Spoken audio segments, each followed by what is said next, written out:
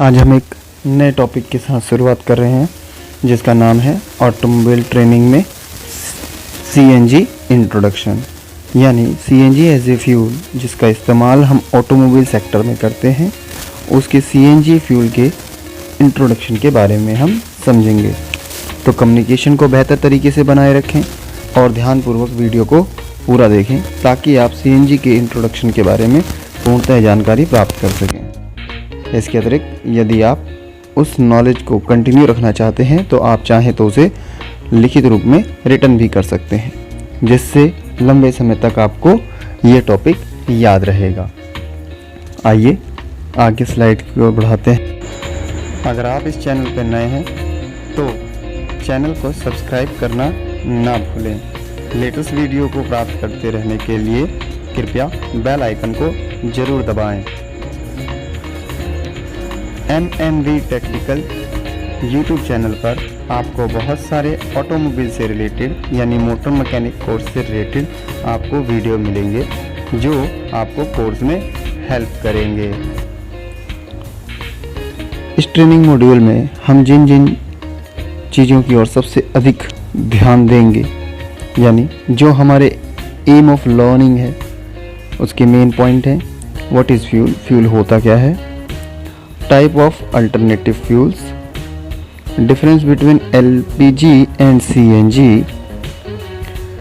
CNG composition, CNG advantage, इन topics के बारे में हम मुख्यतः नज़र रखेंगे और इसके बारे में विचार करेंगे और पढ़ाई करेंगे। तो आइए आगे बढ़ते हैं। व्हाट इज़ फ्यूल, फ्यूल होता क्या है। सबसे पहले हमारे लिए जो जानकारी जरूरी है वो ये है कि फ्यूल आखिर होता क्या है। फ्यूल एक मटेरियल है जिसके अंदर कुछ सब्सटेंस हैं जो आपस में रिएक्ट करते हैं और एनर्जी पैदा करते हैं। वह एनर्जी कौन कौन सी हो सकती है, हीट एनर्जी हो सकती है जिसके बाद हम कोई काम करें, या फिर जिसे हम न्यूक्लियर एनर्जी बोलते हैं जिससे लाइट, हीट, इलेक्ट्रिसिटी और मोशन प्राप्त किया जा सकता है। तो अगर हम बात करें कि फ्यूल जो है हमें मिलता कहाँ से, तो फ्यूल मिलता है हमें क्रूड ऑयल से, जो कि हमने प्रीवियस चैप्टर में पढ़ा है। और जो फ्यूल है वो क्या है, ऐसा मटेरियल या ऐसा धातु या ऐसा लिक्विड जो सॉलिड, लिक्विड एंड गैस तीनों में से किसी फॉर्म में हो सकता है और उसके द्वारा रिएक्शन के थ्रू हमें कोई एनर्जी रिलीज होती हुई दिखाई दे, जैसे हीट एनर्जी जिसके बिहाफ पे हम कोई वर्क कर सकते हैं, या फिर कोई हीट एनर्जी निकल रही हो, न्यूक्लियर एनर्जी निकल रही हो, या फिर एनर्जी के थ्रू हम प्रोड्यूस कर रहे हो हीट को, लाइट को, इलेक्ट्रिसिटी को एंड मोशन को। तो फ्यूल जो है हमारे कई प्रकार के होते हैं। जो हमारा फ्यूल है उसके अंदर कुछ चीज़ें जो हैं लिमिटेड परसेंटेज में पाई जाती हैं, जैसे 84% कार्बन, 14% हाइड्रोजन और 1 से 3% सल्फर। जो फ्यूल हम वाहन में इस्तेमाल करने वाले हैं उनमें कुछ मात्रा इस प्रकार होती है। अब जो फ्यूल हम इस्तेमाल कर रहे हैं इसके अतिरिक्त कुछ और फ्यूल भी होते हैं जो वाहन में इस्तेमाल होते हैं, जैसे डीजल, पेट्रोल तो हम जानते ही हैं। इसके अलावा कुछ अल्टरनेट फ्यूल्स हैं जिनको हम बायोफ्यूल के नाम से जानते हैं, या फिर हम इसे अल्टरनेटिव फ्यूल्स के नाम से जानते हैं। तो आइए एक बार जानने का प्रयास करते हैं, स्लाइड को आगे बढ़ाते हैं। Type of alternative fuels. अब ये अल्टरनेटिव फ्यूल्स क्या चीज़ है?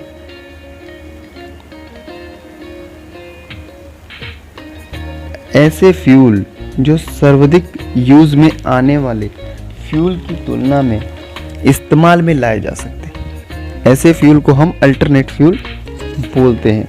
ये अधिकतर मोस्टली जो है डोमेस्टिक, घरेलू जगह पर इस्तेमाल किए जाते हैं और इसकी रिलायबिलिटी ऑफ सोर्स जो है वो ज़्यादा हमारे लिए ठीक है, यानी हमारे एटमॉस्फेयर के लिए ठीक है। और जो अल्टरनेट फ्यूल्स हैं वो लेस पोल्यूशन, बहुत कम पोल्यूशन करेंगे कंपेयर बिटवीन गैसोलीन और डीजल। यानी जो हमारे पॉपुलर फ्यूल्स हैं जैसे डीजल, पेट्रोल, इसके अतिरिक्त फ्यूल जो हम इंजन के अंदर इस्तेमाल कर सकते हैं वो अल्टरनेटिव फ्यूल्स कहलाते हैं। और अल्टरनेटिव फ्यूल्स का बेनिफिट क्या है कि जो सबसे ज़्यादा फेमस फ्यूल्स हैं या जो सबसे ज़्यादा यूजेबल होने वाले फ्यूल हैं यानी गैसोलीन और डीजल, उससे बहुत कम पोल्यूशन क्रिएट करते हैं और इसको आसानी से प्राप्त किया जा सकता है। आइए आगे बढ़ते हैं और कुछ फ्यूल्स यानी अल्टरनेट फ्यूल्स के बारे में समझने का प्रयास करें। एथलॉन, जो कि एक फ्यूल ही है जिसे बिल्कुल पेट्रोल के जैसा इस्तेमाल किया जा सकता है। इसके अतिरिक्त इलेक्ट्रिसिटी को भी हम एज ए फ्यूल इस्तेमाल कर सकते हैं और कोई मैकेनिकल मोशन प्राप्त कर सकते हैं। तो इलेक्ट्रिसिटी भी क्या है, हमारे लिए एनर्जी का ही एक सोर्स है। अब इसको डेवलप कराने के लिए इलेक्ट्रिसिटी को हम सोलर पैनल का सहारा ले सकते हैं या फिर किसी अनदर इंजन का सहारा ले सकते हैं। हाइड्रोजन को एक सर्वोत्तम भविष्य का फ्यूल भी माना गया है। तो जो हाइड्रोजन है ये भी एक प्रकार से ऐसे फ्यूल परफॉर्म कर सकता है इंटरनल कंबस्शन इंजन में। सीएनजी, नेचुरल गैस जिसे हम बोलते हैं, ये भी हमारा एक अल्टरनेटिव फ्यूल का सोर्स है। इनके अतिरिक्त और भी बहुत सारे फ्यूल्स हैं जिनका इस्तेमाल एज ए अल्टरनेटिव फ्यूल्स में किया जाता है। तो ये था हमारा टाइप ऑफ अल्टरनेटिव फ्यूल्स। तो यानी बहुत सारे हमारे पास फ्यूल्स हैं जिनका इस्तेमाल हम एज ए अल्टरनेटिव फ्यूल्स कर सकते हैं। और अल्टरनेटिव फ्यूल्स क्या होता है, ये ज़्यादातर घरेलू जगहों पर इस्तेमाल किया जाता है और ये गैसोलीन और डीजल फ्यूल की तुलना में कम पोल्यूशन करते हैं। तो ये बड़ा एक इम्पोर्टेंट फैक्टर है इसमें समझने के लिए। आइए नेक्स्ट स्लाइड की ओर बढ़ते हैं। Difference between LPG and CNG, तो आइए इसके बारे में समझते हैं। जब हम सीएनजी की बात करते हैं तो कंस्ट्रक्शन की अगर हम बात करें तो उसमें मीथेन है और उसका फॉर्मूला होता है CH4।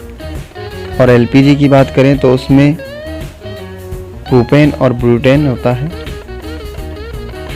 अगर हम बात करें the source of CNG and LPG, source की अगर हम बात करें यहाँ पर, तो नेचुरली गैस फाउंड होती है नियर द ऑयल वॉल, यानी ऑयल जिस लेवल पे धरती में अवेलेबल है उसके ऊपर की जो लेयर है वहाँ पर हमें ये गैस आसानी से नेचुरल सोर्स पे मिल जाती है। जबकि एलपीजी क्रूड ऑयल और पेट्रोलियम प्रोडक्ट्स के द्वारा जो है इस फ्यूल को मेड किया जाता है। क्रूड ऑयल से हम इसको मेड करते हैं, यानी डायरेक्ट हमें ये एलपीजी प्राप्त नहीं होती, जबकि सीएनजी हमें डायरेक्टली नेचुरली प्राप्त होती है। आइए यूज़ की बात करें तो सीएनजी ऑटोमोबाइल सेक्टर में यूज़ होता है, जबकि एलपीजी कुकिंग गैस के रूप में घरों में इस्तेमाल होता है, एग्रीकल्चर में इस्तेमाल होता है और ऑटोमोबाइल में भी इस्तेमाल होता है। अब आते हैं द प्रॉपर्टी। अगर मैं तुलना करूं हवा के साथ इस सीएनजी गैस का, तो ये बहुत हल्की है। यानी अगर मैं किसी रूम में सीएनजी लीक हो रही है तो मैं ये मान सकता हूँ कि वो जो गैस होगी सीएनजी गैस, वो क्या होगी, रूफ में यानी छत के ऊपर होगी, यानी ऊपर की तरफ होगी। क्यों? क्योंकि वो हवा से हल्की है, एयर से क्या है, लाइटर है। जबकि अगर मैं एलपीजी की बात करूं तो एलपीजी लाइटर नहीं है एयर से, यानी एलपीजी अगर लीक होगी तो नीचे की तरफ बैठेगी और जबकि सीएनजी अगर लीक होगी तो ऊपर की तरफ जाएगी। तो सीएनजी अगर ऊपर की तरफ जाएगी तो उसमें फायर लगने के चांसेस कम होंगे, लेकिन एलपीजी नीचे की तरफ ही बैठी रहती है तो इसमें फायर लगने के चांसेस ज़्यादा होते हैं। स्टोर प्रेशर, यानी कि कितने प्रेशर पे हम सीएनजी और एलपीजी को स्टोर कर सकते हैं। तो आइए इसके ऊपर ध्यान देते हैं एक बार।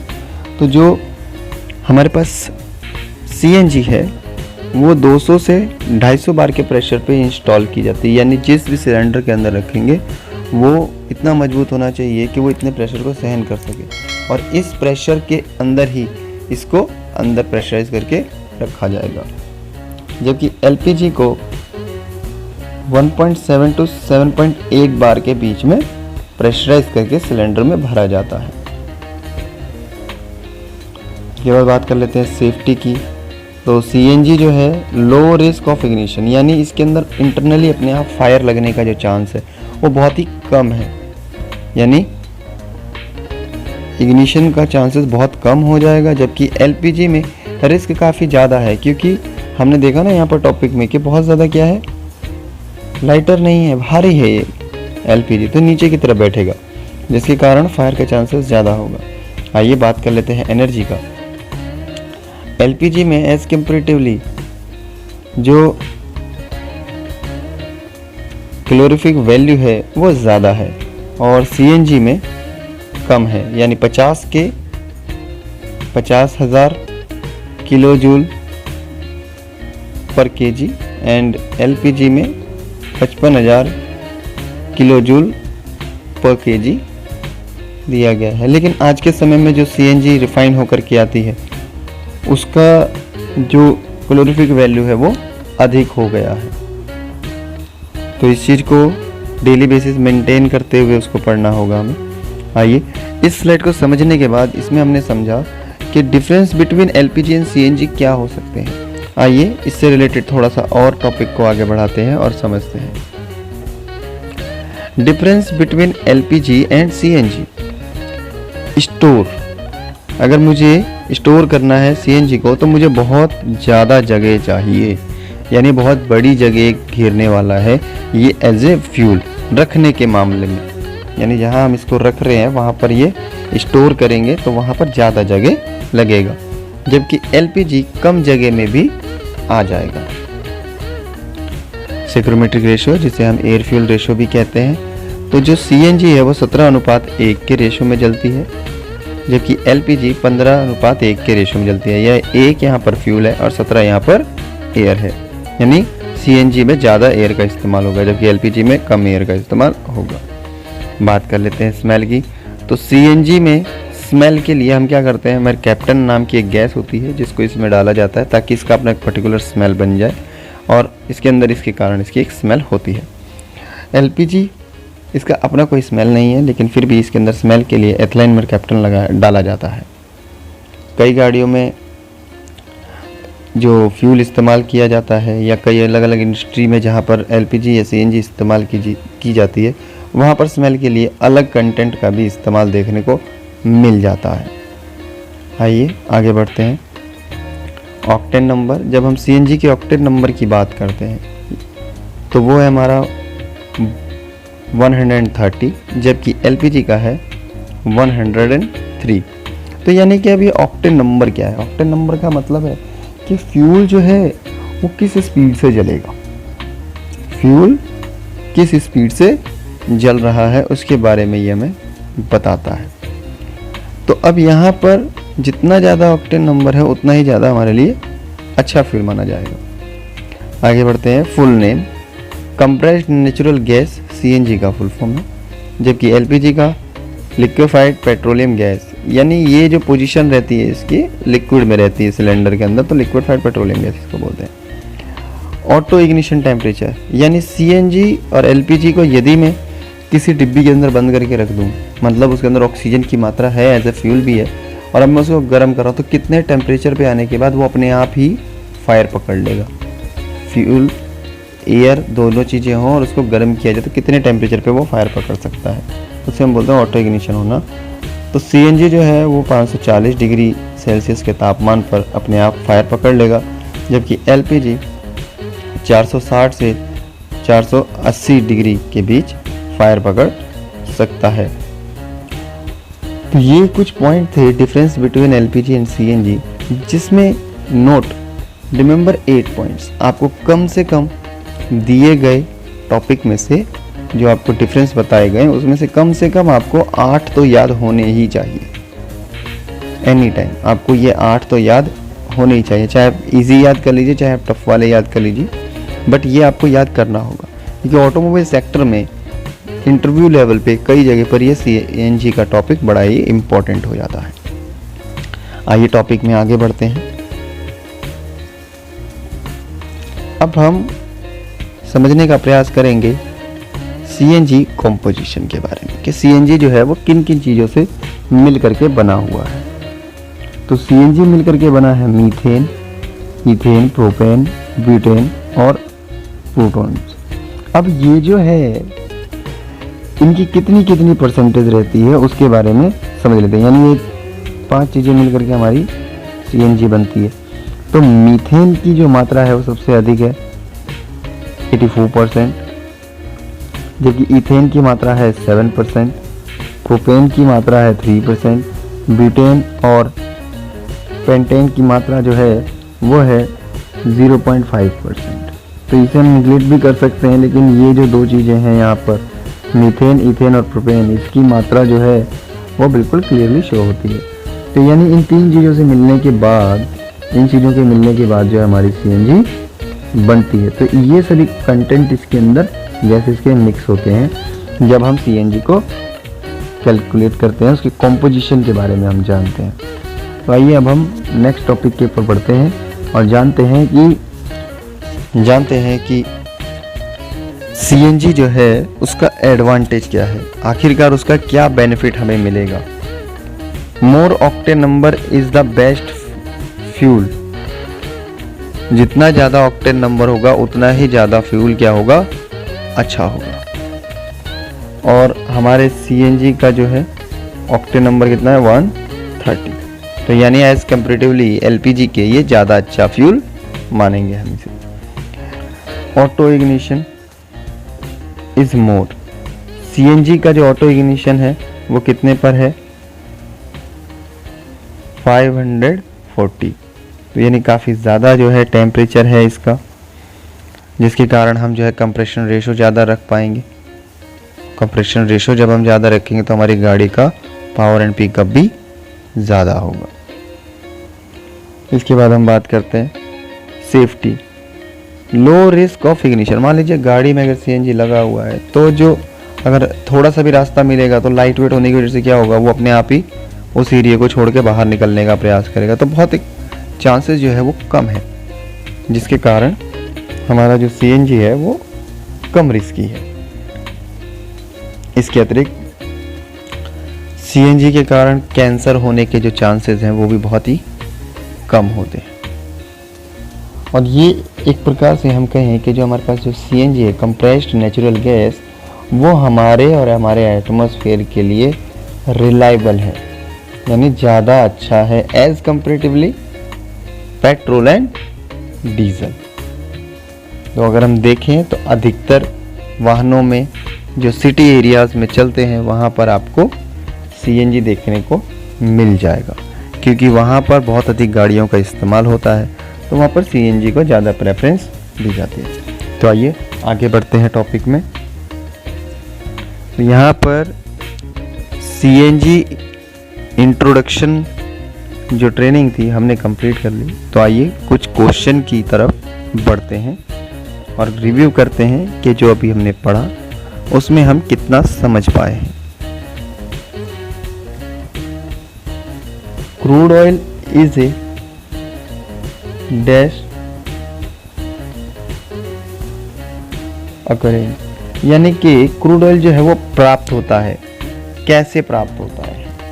तो इसमें ऑप्शन है न्यूट्रल, बी मटेरियल, सी नेचुरली या D all of the above.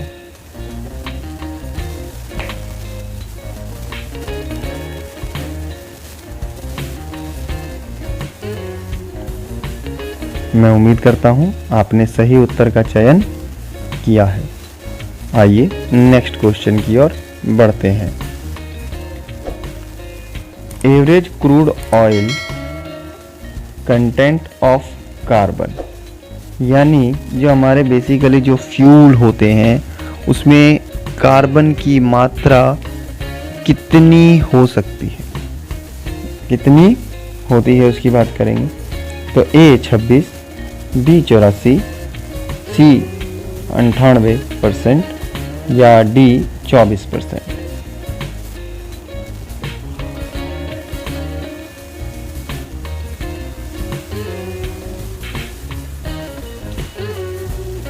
मैं उम्मीद करता हूं आपने सही उत्तर का चयन किया है। नेक्स्ट क्वेश्चन को हम देखते हैं। Which is not a type of alternative fuels. इनमें से दिए गए ऑप्शन में जो दिया गया है, इसमें से कौन सा ऐसा फ्यूल है जो एक अल्टरनेट फ्यूल नहीं है। हमारे ऑप्शन है एथनॉल, हाइड्रोजन,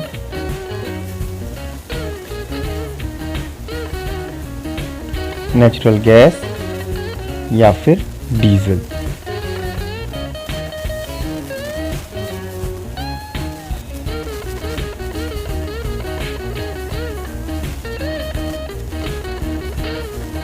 मैं उम्मीद करता हूं आपने सही उत्तर का चयन किया है। नेक्स्ट क्वेश्चन की तरफ बढ़ते हैं। How much pressure use for store to CNG. CNG को स्टोर करने के लिए कितना प्रेशर रिक्वायर्ड होता है, यानी किस प्रेशर के साथ वो किसी सिलेंडर के अंदर स्टोर रहती है, यानी स्टोर रहने का उसका खुद का कितना प्रेशर होता है। तो आइए ऑप्शन पर चलते हैं।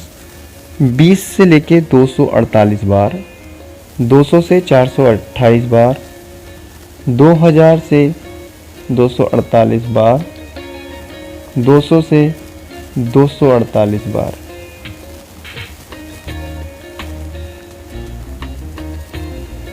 मैं उम्मीद करता हूं आपने सही उत्तर का चयन किया है।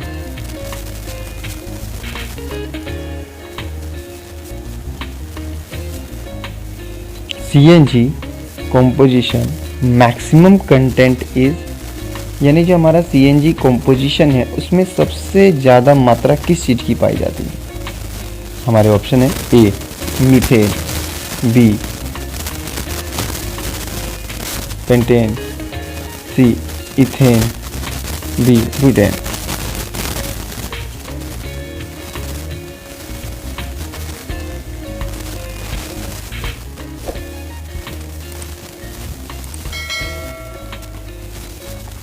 मैं उम्मीद करता हूं कि आपने सही उत्तर का चयन किया है। आइए नेक्स्ट क्वेश्चन पर बढ़ते हैं। यहाँ पर हमने जो है इस कोर्स को कंप्लीट कर लिया। इससे रिलेटेड क्वेश्चन जो थे उसको हमने रिव्यू किया। यदि आप अभी भी रिवीजन के दौरान आए प्रश्नों के उत्तर देने में सक्षम नहीं हो पाए हैं तो कृपया वीडियो को दोबारा देखें और अपने नोट्स पर ध्यान दें और उनको रीड करें।